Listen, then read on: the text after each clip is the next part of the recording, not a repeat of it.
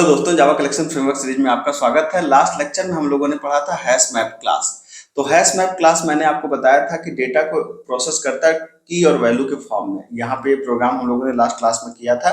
ये क्या कर रहा था, जैसे यहाँ पे आप देख सकते हैं कि हमारे पास एक धनंजय नाम का एक स्ट्रिंग है, मतलब एक स्ट्रिंग की वैल्यू है धनंजय, और हमने एक मैप यहाँ पे बना रखा है। मैप के अंदर हमने कहा कि मैप के अंदर एक कैरेक्टर होगा और एक क्या होगा, एक इंटीजर होगा। ठीक है, कैरेक्टर का मतलब है कि ये डी जैसे कैरेक्टर है और उसकी फ्रीक्वेंसी काउंट हम करना चाहते थे, तो इसीलिए हमने कहा कि जो फ्रीक्वेंसी वाला जो होगा वो इंटीजर होगा। फिर हमने पूरे स्ट्रिंग को इटरेट किया, मतलब स्ट्रिंग को हमने 0 से लेकर लेस देन 10 तक की लूप चलाई और चेक किया, स्ट्रिंग से के कैरेक्टर को उठाया, जैसे एस डॉट कैरेट ऑफ आई किया तो मतलब पहले डी आएगा। अगर वो हमारा मैप के अंदर पहले से है तो जो भी मैप के कैरेक्टर की फ्रीक्वेंसी उसमें एक बढ़ जाएगी, और नहीं है तो शुरुआती वैल्यू 1 स्टोर हो जाएगी, और फिर हमने उसको यहाँ पे प्रिंट करा लिया था। ठीक है, तो अब यहाँ पर ये प्रोग्राम मैंने लास्ट क्लास में आपको समझा दिया था। इसको अगर आप और डिटेल में समझना चाहते हैं तो इसको मैं और आपको डिटेल में समझाता हूँ कि कैसे है। जैसे आप सपोज करिए कि धनंजय आपने इनपुट किया था, तो हमारा प्रोग्राम कैसे काम कर रहा था आप ऐसे समझ सकते हैं। इस तरीके से आप विजुलाइज कर सकते हैं। क्या ये हमारी की और वैल्यू के फॉर्म में डेटा को स्टोर करता है, तो यहाँ पर होता है हमारा की और यहाँ पे होता है हमारा वैल्यू। तो सबसे पहले हमारे पास क्या आया, डी। तो डी कितनी बार है, डी यहाँ पे आप देख लीजिए, डी एक, डी क्या पहले से है, नहीं है तो इसको 1 कर दो। अगली बार क्या आया, एच क्या पहले से मैप में है, नहीं है तो इसको 1 कर दो। फिर आया ए, पहले से मैप में है, नहीं है, 1 कर दो। फिर क्या आया, यहाँ से मैं ले रहा हूँ, फिर आया एन, पहले से मैप में है, नहीं, 1 कर दो। ठीक है, फिर ए पहले से है, हाँ है, +1 कर दो, तो ये 1, अब ये 2 हो जाएगा। फिर एन पहले से है, हाँ है, इसको +1 कर दो। फिर जे पहले से है, नहीं है, तो जे को वहाँ पे स्टोर करके यहाँ पे 1 कर दो। फिर ए पहले से है, हाँ है, तो इसको +1 कर दो। फिर वाई पहले से है, नहीं है, तो यहाँ पे 1 कर दो। तो इस तरीके से मैप डेटा स्ट्रक्चर डेटा को प्रोसेस करता है। ठीक है, और यही प्रोग्राम हम लोग यहाँ पर देख रहे हैं। ठीक है, अगर आप इसको देखेंगे भी तो ये आपको ऐसे ही आउटपुट देगा। ठीक है, अब मसला ये उठता है कि यार ये क्या फर्क है इन तीनों में। ठीक है, तो इसके लिए हमको क्लास हायरार्की समझना पड़ेगा। इसके लिए आपको समझना पड़ेगा कि हमारे पास एक मैप नाम का इंटरफेस होता है जिसको इतनी क्लासेस इंप्लीमेंट करती है, hash map, tree map, enum map, linked hash map and weak hash map, जिसमें हम लोग इनम और वीक हैश मैप को रेयरली यूज करते हैं। मेन हमारे यही 3 इस्तेमाल होते हैं, हैश मैप, ट्री मैप और लिंक्ड हैश मैप। अब इनमें क्या फर्क है, अगर आपको आउटपुट्स अनऑर्डर्ड, ये अनऑर्डर्ड है, अनऑर्डर्ड का मतलब क्या है कि जैसे अभी मैंने आपको क्या बताया, मैंने आपको बताया कि ये जो आउटपुट देगा ना, ये डी को पहले रखेगा कि ए को पहले रखेगा कि जे को पहले रखेगा, इसकी कोई गारंटी नहीं है। किसी भी कैरेक्टर को उठा करके पहले रख दे सकता है। ठीक है, आप अगर इसके आउटपुट को ऑब्जर्व करें तो यहाँ पे आप देखेंगे कि हैश मैप किसी भी आपको देख सकते हैं किसी भी कैरेक्टर को पहले उठा कर रख देगा, वो ऑर्डर से कोई उसका मतलब है नहीं। आपने देखा पहले इसको ए उठा कर रखा उसने, फिर डी को रखा, फिर एच को रखा, फिर वाई को रखा, फिर जे को रखा। कहने का मतलब ये है कि ये कोई ऑर्डर है नहीं। अगर आप इसको देखें तो धनंजय में पहले तो डी आता है, लेकिन इसने पहले ए को उठाया। अल्फाबेटिकली भी देखें तो A B C D E F G H I J आना चाहिए, वाई आ गया यहाँ पे, तो ना ये अल्फाबेटिकली है ना ये किसी खास ऑर्डर में है, तो ये किसी भी ऑर्डर में हैश मैप दे सकता है। ठीक है, इसलिए इसको बोलते हैं अनऑर्डर्ड कलेक्शन। अब अनऑर्डर्ड कलेक्शन से फायदा क्या होता है, तो अगर हम लोग बात करें हैश मैप की टाइम कॉम्प्लेक्सिटी की, तो हैश मैप की जो टाइम कॉम्प्लेक्सिटी है वो कितनी होती है, वो होती है ऑर्डर ऑफ 1।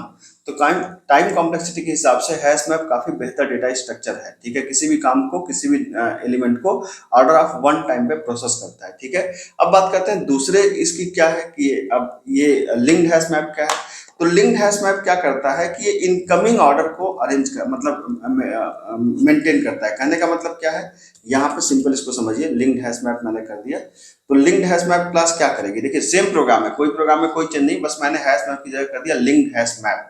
ठीक है, तो लिंक्ड हैश मैप में ये क्या करेगा, इसको अगर आप इसको रन करा के देखना चाहें तो आप इसको रन करा के भी देख लीजिए।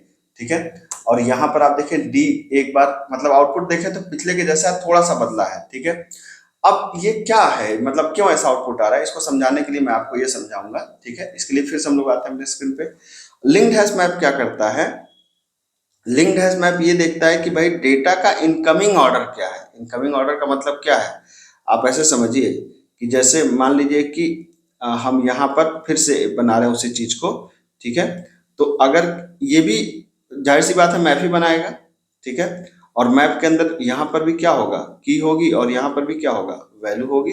ठीक है, तो इसमें भी क्या होगा, अगर आप इसको ध्यान से देखें तो यहाँ पर जैसे इसमें इनकमिंग ऑर्डर मेंटेन करता है, जैसे डी आया तो डी को इसने रखा पहले, ठीक है।